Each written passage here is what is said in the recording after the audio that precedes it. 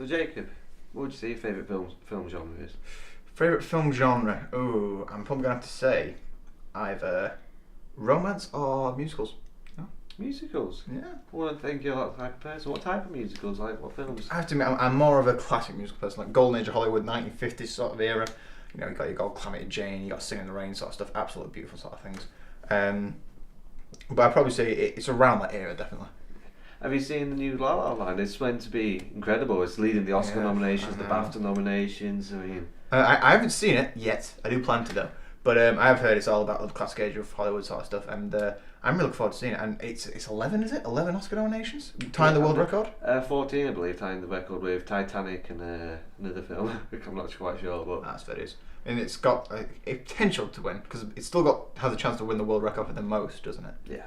But I know I've heard great things about it. I'm looking forward to seeing it. That's good.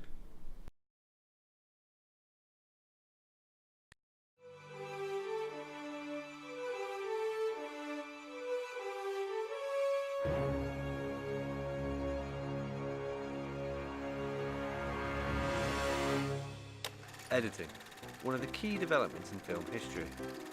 Due to its creation, everything from home videos to Hollywood blockbusters has been changed forever. From its origins to modern day, there's been a consistent development in the way people edit and study editing.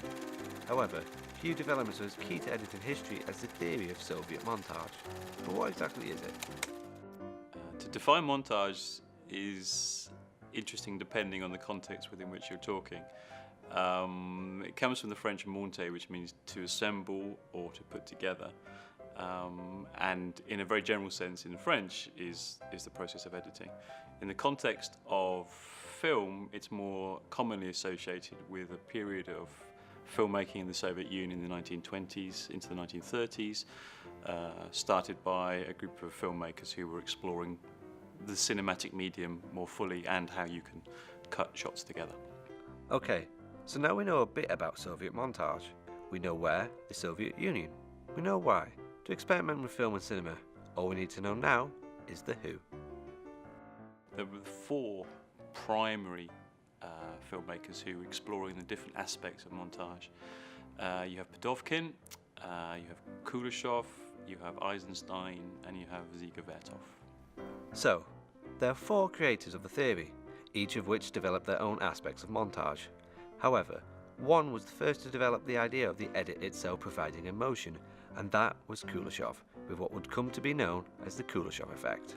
What he's reputed to have done, and there's photographic evidence he did this, although there's no footage that remains, which is one of the reasons why people are a bit unsure about it, was that he filmed an actor with a very impassive expression and then juxtaposed it with a bowl of soup, and then we had a repeat of the first shot of the actor. And the implication of that sequence was that the actor looked at the bowl of soup and was hungry.